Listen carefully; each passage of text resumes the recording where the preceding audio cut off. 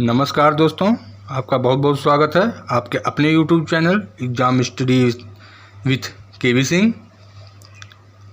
EBS pedagogy के कुछ previous year के क्वेश्चंस है जिस पर आज हम चर्चा करेंगे। तो आइए हम शुरू करते हैं। समूह कार्य से पर्यावरण अध्ययन कर रहे बच्चों की सामाजिक व्यक्तिक विशेषताओं के आकलन के लिए निम्नलिखित में से कौन सा उपकरण सर्वाधिक उपयुक्त होगा। ऑप्शन फर्स्ट है निर्धारण मापनीय, ऑप्शन बी है दत्तकार, ऑप्शन सी है कागज पेंसिल परीक्षण, ऑप्शन डी है मौखिक प्रश्न। तो समूह कार्य से पर्यावरण अध्ययन कर रहे बच्चों की सामाजिक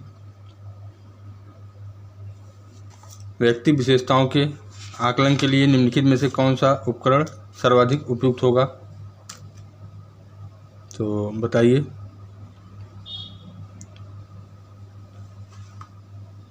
तो कौन सा राइट आंसर हो जाएगा? दत्त कार्य। क्या हो जाएगा? दत्त कार्य। ऑप्शन बी ये राइट आंसर हो जाएगा, क्योंकि दत्त कार्य में बच्चे जो होते हैं स्वतंत्र वातावरण में अध्ययन करते हैं। दत्त कार्य में बच्चे स्वतंत्र वातावरण में अध्ययन करते हैं जिस पर किसी शिक्षक या अन्य बाह्य कारकों का दबाव नहीं होता है। इस प्रकार के अध्ययन में शिक्षार्थी अपने भावनाओं, विचारों, कल्पनाओं आदि को स्वतंत्रतापूर्वक व्यक्त कर सकते हैं। ओके, आइए देखिए, प्रश्न पूछा भी गया है सीटेट में प्राथमिक स्तर पर 18 सितंबर 2016। आइए अगले प्रश्न पर चलते हैं। अगला प्रश्न आपका ये रहा। एक शिक्षक प्रत्येक बच्चे को अपने घरों की रद्दी सामग्री से कुछ उपयोगी वस्तु बनाने को कहता है। शिक्षक का शैक्षिक अभिप्राय नहीं है। तो नहीं है पर ध्यान दीजिएगा। ऑप्शन ए है बच्चों को पुनश्चक्रण, पुनः प्रयोग और रूपांतरण को समझने देना। ऑप्शन बी है कूड़े से बनी श्रेष्ठ वस्तुओं की प्रदर्शनी आयोजित करना। ऑप्शन सी है कक्षा के श्रेष्ठ विद्यार्थी के बारे में निर्णय करना। ऑप्शन डी है बच्चों में सृजनशीलता का विकास करना। तो कौन सा राइट आंसर हो जाएगा?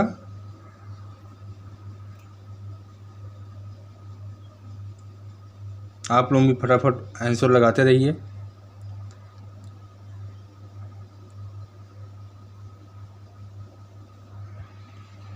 तो ऑप्शन लेकिन क्या पूछ रहा है? नहीं है, इस पर ध्यान दीजिएगा। रद्दी सामग्री से कुछ उपयोगी वस्तु बनाने को कहता है। शिक्षक का शैक्षिक अभिप्राय नहीं है। तो बच्चों को पुनश्चक्रण, पुनः प्रयोग और रूपांतर को समझने देना, ये सही होगा। कूड़े से बनी श्रेष्ठ वस्तुओं की प्रदर्शनी आयोजित करना, ये भी सही है। कक्षा के श्रेष्ठ विद्यार्थियों के बारे में निर्णय करना और बच्चों में सृजनशीलता का विकास करना। तो इन दोनों में आप सी और डी में आप बता दीजिए कौन सा होगा। नहीं है, ध्यान रखना है। तो ऑप्शन सी राइट आंसर हो जाएगा। कक्षा के श्रेष्ठ विद्यार्थियों के बारे में निर्णय करना। ये भी क्वेश्चन देख लीजिए, सीटेट में आया है 18 सितंबर 2016 को। आइए अगले प्रश्न पर चलते हैं। अगला प्रश्न आपके सामने रहा। निम्नलिखित में से कौन सा कथन आकलन प्रक्रियाओं के बारे में सबसे कम उपयुक्त है। ऑप्शन ए है बच्चे को निजी विवरण और व्यक्तिगत पृष्ठपोषक फीडबैक देना वांछनीय अभ्यास है। ऑप्शन बी है सीखने के संकेतकों और उप संकेतकों की सूची बनाना रिपोर्टिंग को अधिक विस्तृत बनाता है। ऑप्शन डी है ठीक, अच्छा और बहुत अच्छा जैसी टिप्पणियां बच्चे के सीखने के बारे में एक समझ प्रदान करती है। ऑप्शन डी है बच्चे के पोर्टफोलियो में केवल उनके सबसे बेहतर कार्य न होकर सभी तरह के कार्य होने चाहिए। तो कौन सा राइट आंसर हो जाएगा? आकलन प्रक्रियाओं के बारे में सबसे कम उपयुक्त है, सबसे कम उपयुक्त है पूछा गया है। तो कौन सा राइट आंसर होगा?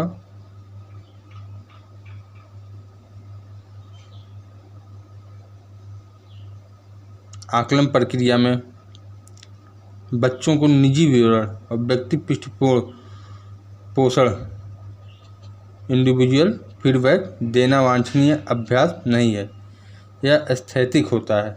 अतः यह कम उपयुक्त होता है। तो option first is right answer हो जाएगा। ऑप्शन ए राइट आंसर हो गया। आइए अगले प्रश्न पर चलते हैं। ये भी देखिए सीटेट 2016 का में भी पूछा गया है। दिए गए प्रश्न को ध्यान से पढ़िए। क्या आपने अपने घर या स्कूल के आसपास जानवर देखे हैं जिनके छोटे बच्चे हैं? अपनी नोटबुक में उनके नाम लिखिए। इस प्रश्न के माध्यम से किस प्रक्रमण कौशल का आकलन किया गया है? वर्गीकरण एवं चर्चा। ऑप्शन बी है परिकल्पना एवं प्रयोग करना। ऑप्शन सी है न्याय के लिए सरोकार। ऑप्शन डी है अवलोकन एवं रिकॉर्डिंग। तो क्या हो जाएगा?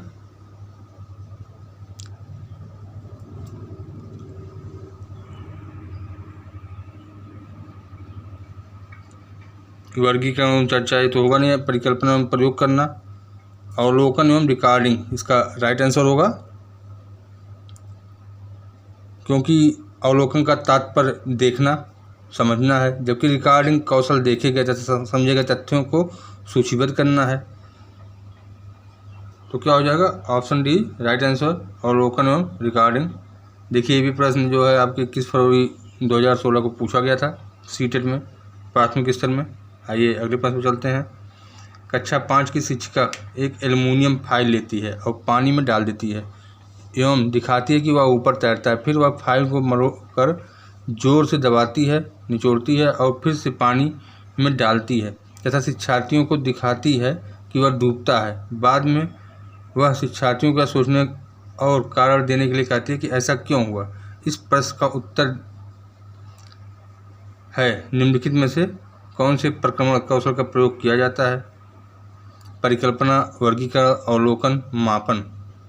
ये भी क्वेश्चन देखिए 21 फरवरी 2016 में पूछा गया है। तो क्या हो जाएगा? क्या करती है? अवलोकन करती है। वो शिक्षिका क्या करती है? अवलोकन करती है। Option C is right answer, क्योंकि हम किसी घटना को देखकर ही उसके कारणों का पता लगा सकते हैं और यही हमारा क्या कहलाता है? अवलोकन कौशल कहलाता है। किसी घटना को देखने के बाद हम जब कारण पता लगाते हैं कारण को, तो यही हमारा अवलोकन कौशल कहलाता है।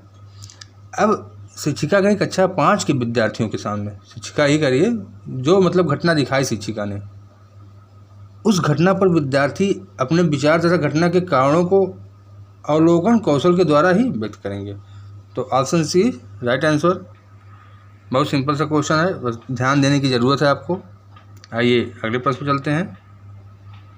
पर्यावरण अध्ययन के शिक्षा शास्त्र के संदर्भ में शिवाएँ के निम्नलिखित सभी वांछनीय अभ्यास हैं? आलोचनात्मक चिंतन और समस्या समाधान के लिए क्षमता संवर्धन करने, बच्चे की अस्मिता का पोषण करने, वास्तविक अवलोकन के स्थान पर पाठ्य पुस्तकीय ज्ञान की श्रेष्ठता को स्वीकार करने, पाठ्य वस्तुओं और संदर्भों की बहुलता को बढ़ावा देने। ये संदर्भों लिख गया है, संदर्भों है, संदर्भों की बहुलता को बढ़ावा देने, यहाँ दा होगा, संदर्भों की बहुलता को बढ़ावा देने। तो क्या हो जाएगा? एक बार क्वेश्चन फिर से आप देख लीजिए। पर्यावरण अध्ययन के शिक्षा शास्त्र के संदर्भ में शिवाएँ के निम्नलिखित सभी वांछनीय अभ्यास हैं। तो कौन सा राइट आंसर हो जाएगा?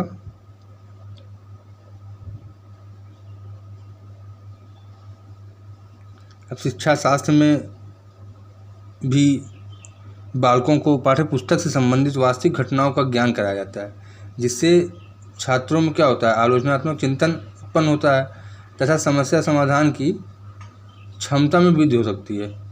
तब बालक पर्यावरण अध्ययन को अन्य विषयों के साथ सहसंबंध स्थापित करने में कठिनाई का सामना न कर सके। तो इसमें ऑप्शन सी राइट आंसर हो जाएगा। वास्तविक अवलोकन के स्थान पर पाठ्य पुस्तकीय ज्ञान की श्रेष्ठता को स्वीकार करना। तो इसमें ऑप्शन सी राइट आंसर। ये भी 21 फरवरी 2016 में पूछा गया प्रश्न है सीटेट में। आइए अगले प्रश्न चलते हैं। पर्यावरण अध्ययन में बच्चे शिल्पकला और चित्रकला को समूह में सीखना विशेष रूप से पसंद करते हैं, क्योंकि ऑप्शन फर्स्ट है यह सहपाठी अधिगम को बढ़ावा देता है, यह सहपाठी अधिगम को बढ़ावा देता है। ऑप्शन सेकंड देखते हैं, यह सामाजिक अधिगम को बेहतर बनाता है। ऑप्शन थर्ड है, जब बच्चों की सृजनात्मकता की प्रशंसा की जाती है तो वे खुश होते हैं, उसके प्रति प्रेरित भी होते हैं। ऑप्शन फोर है, यह कक्षा में अनुशासन को बढ़ाता है। तो सही विकल्प को चुनिए, 1 और 4। एक बी में दे रहा है 1, 2 तथा 4, 1, 2 तथा 3। तो 1, 2 तथा 3 ये तीनों ही आंसर राइट होंगे। सहपाठी अधिगम को बढ़ावा देता है, सामाजिक अधिगम को बेहतर बनाता है, जब बच्चों की सृजनात्मकता की प्रशंसा की जाती है तो वो खुश होते हैं, उसके प्रति प्रेरित भी होते हैं। ये तीनों राइट आंसर हो जाएंगे आपका। तो option C is right answer, क्योंकि बच्चे बहुत ही बेहतर करने के लिए प्रेरित भी होते हैं। तो option third is right answer, C is right answer. आइए अगला प्रश्न आपका, प्रयोग करना आकलन का एक संकेतक है, निम्नलिखित में से कौन सा एक प्रयोग करने संबंधी संकेतक का आकलन करने का सबसे उपयुक्त तरीका है? संकेतक का आकलन करने का सबसे उपयुक्त तरीका है चित्र पठन, सृजनात्मक लेखन, निर्देशन प्रदर्शन, हस्तपरक गतिविधि। ये भी देखिए सीटेट में पूछा गया प्रश्न है, इसको भी मैंने रखा है। और कई बार ऐसा प्रश्न जो है रिपीट भी हो जाते हैं, तो उसी को दृष्टि में देखते हुए परीक्षा के लिए मैंने इसको रखा है 2020 के लिए। तो क्या हो जाएगा राइट आंसर?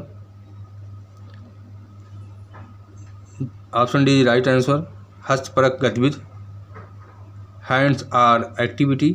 गतिविधि संकेत के आकलन करने का सबसे उपयुक्त तरीका होता है, इसे आसानी से प्रदर्शित किया जाता है। किसी भी चीज़ को एक्टिविटी के द्वारा प्रदर्शन किया जा सकता है। ओके, तो ऑप्शन डी राइट आंसर। अगला प्रश्न आपका, कक्षा 5 की शिक्षिका के रूप में आप ईंधन के संरक्षण प्रकरण को बढ़ाने के लिए निम्नलिखित में से किस संसाधन के उपयोग को सर्वश्रेष्ठ पाते हैं? संदर्भ पुस्तकें, पोस्टर, समाचार पत्र, पाठ्य पुस्तक। देखिए बहुत ही अच्छा क्वेश्चन है ये। एक बार फिर से क्वेश्चन को मैं पढ़ देता हूँ। कक्षा 5 की शिक्षिका के रूप में आप ईंधन के प्रकरण संरक्षण प्रकरण को पढ़ाने के लिए निम्नलिखित में से किस संसाधन के उपयोग को सर्वश्रेष्ठ पाते हैं? तो संदर्भ पुस्तकें, पोस्टर, समाचार पत्र, पाठ्य पुस्तक। ईंधन संरक्षण पूछा है, ईंधन संरक्षण प्रकरण को पढ़ाने के लिए किसको पाते हैं हम? समाचार पत्र को। सबसे उपयुक्त सामग्री जो होती है आपकी समाचार पत्र होती है ईंधन संरक्षण प्रकरण को पढ़ाने के लिए। सबसे उपयुक्त सामग्री क्या हो जाएगी? समाचार पत्र, क्योंकि समाचार पत्रों में तत्कालीन परिस्थितियों एवं उसके किए गए कार्यों का विवरण दिया होता है, जिस कारण बच्चों में और अधिक वास्तविक ज्ञान की क्षमता का विकास होता है। तो कौन सा राइट आंसर हो जाएगा? Option C right answer. व्याख्या सहित मुझे एक प्रश्न को बताना पड़ रहा है, क्योंकि बच्चों ने भी व्हाट्सएप करके कहा कि आप व्याख्या सहित पढ़ाइए, तो आज हमने व्याख्या सहित ही शुरू कर दिया कि व्याख्या के साथ आप पढ़िए। आइए अगले प्रश्न पर चलते हैं। कक्षा 4 की एक शिक्षिका शिक्षार्थियों से कहती है कि वे अपने कार्य पत्रक, अवलोकन रिपोर्ट और सत्र में एकत्रित की गई सामग्री को एक फोल्डर में डाल दें। इन फोल्डरों को कहा जाता है, अब डैश डैश से क्या कहा जाता है बताइए? पोर्टफोलियो, दत्तकार, परियोजना कार्य, घटना वृत्तांत, अभिलेख। तो बहुत ही सिंपल सा है, क्या कहा जाता है? आप लोग भी जवाब देते रहिए।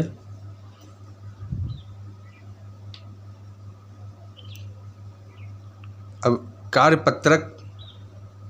कार्यपत्रक, अवलोकन रिपोर्ट और सत्र में एकत्रित की गई सामग्री को जिस फोल्डर के अंतर्गत रखा जाता है उसे क्या कहते हैं? पोर्टफोलियो कहते हैं। तो option A right answer portfolio हो गया। आइए अगले प्रश्न पर चलते हैं। प्राथमिक स्तर के शिक्षार्थियों में मानचित्र बनाने और समझने के लिए निम्नलिखित में से किन कौशलों के विकास की आवश्यकता है? तो ऑप्शन ए है स्थानों की सापेक्ष स्थिति की समझ, स्थानों की सापेक्ष दूरी और दिशाओं की समझ, प्रतीकों और स्केल पैमानों की समझ, स्केल पैमाने के अनुसार स्पष्ट ड्राइंग बनाना। तो कौन सा हो जाएगा? अब इसमें कह रहा है ए में केवल सी, बी में केवल ए, बी और सी में केवल डी और डी में कह रहा है ए और बी। तो राइट आंसर कौन सा हो जाएगा? ए, तीनों ही सही हैं, ए, बी और सी। तो option B is right answer. Option B क्या हो जाएगा? राइट आंसर हो जाएगा। और देखिए ये भी प्रश्न आपके पूछे गए हैं 20 सितंबर 2015 को सीटेट में। आइए अगले प्रश्न पर चलते हैं। अगला प्रश्न ये रहा आपका, प्राथमिक स्तर मानचित्रांकन सिखाने से शिक्षार्थियों में निम्नलिखित में से किस कौशल को बढ़ावा मिलता है? साफ सुथरा रेखांकन, गणनाएं और अनुमान, माप के अनुसार चित्रण करना, सापेक्ष स्थिति और दिशाबोध की जानकारी। तो क्या मिलता है?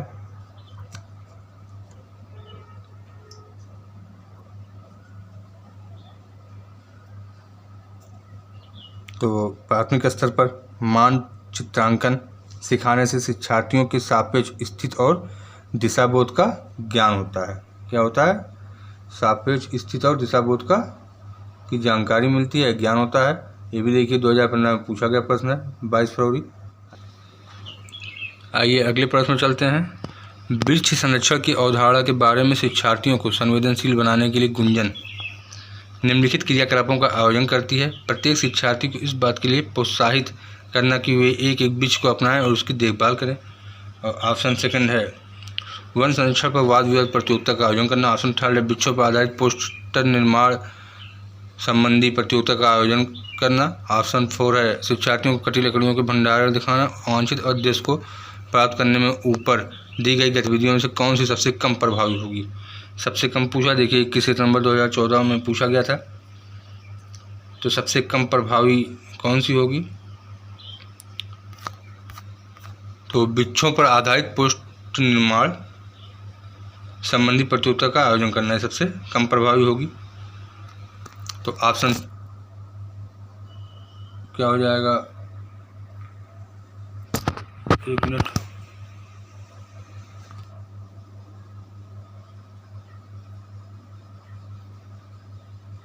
शिक्षार्थियों को कटी लकड़ियों के भंडार दिखाना, वांछित उद्देश्य को प्राप्त करने में ऊपर कौन सी सबसे कम प्रभावी होगी? तो कौन सी सबसे कम प्रभावी होगी? तो राइट आंसर कौन सा हो जाएगा? Option number C is right answer हो जाएगा।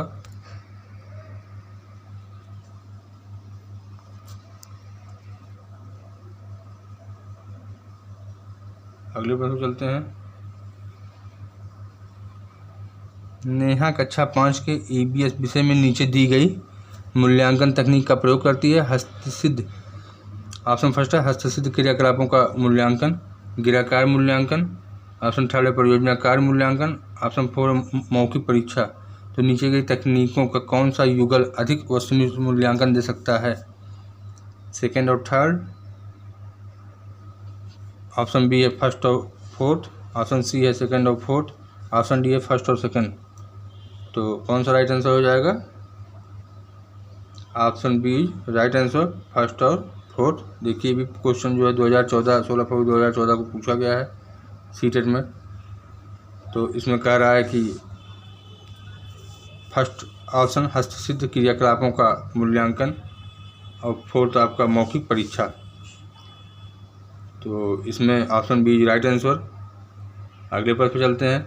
EBS में किसी अच्छे गिराकार को मुख्यतः किस पर केंद्रित होना चाहिए? पुनरावृत्ति और प्रबलीकरण। ऑप्शन बी है मास्टरी लर्निंग। ऑप्शन सी है विस्तारित अधिगम के लिए चुनौतियां और उत्तेजना। ऑप्शन डी है समय का सदुपयोग। ये भी क्वेश्चन देखिए 16 फरवरी 2014 में पूछा गया है। तो कौन सा राइट आंसर हो जाएगा? विस्तारित अधिगम के लिए चुनौतियों और उत्तेजना। तो ऑप्शन सी राइट आंसर। 25वां क्वेश्चन है। पर्यावरण अध्ययन में एक अच्छे दत्तकार का मुख्य लक्ष्य होना चाहिए। क्या होना चाहिए? अधिगम विचार के अवसर उपलब्ध कराना, प्रभावी अधिगम के लिए पाठ की दोहराई, समय का बेहतर उपयोग सुनिश्चित करना, शिक्षार्थियों को अनुशासन बनाए रखना। तो कौन सा राइट आंसर हो जाएगा?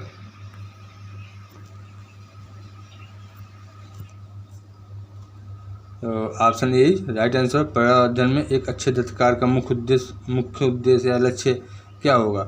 अधिगम, विस्तार व अवसर उपलब्ध कराना। तो ऑप्शन ए राइट आंसर।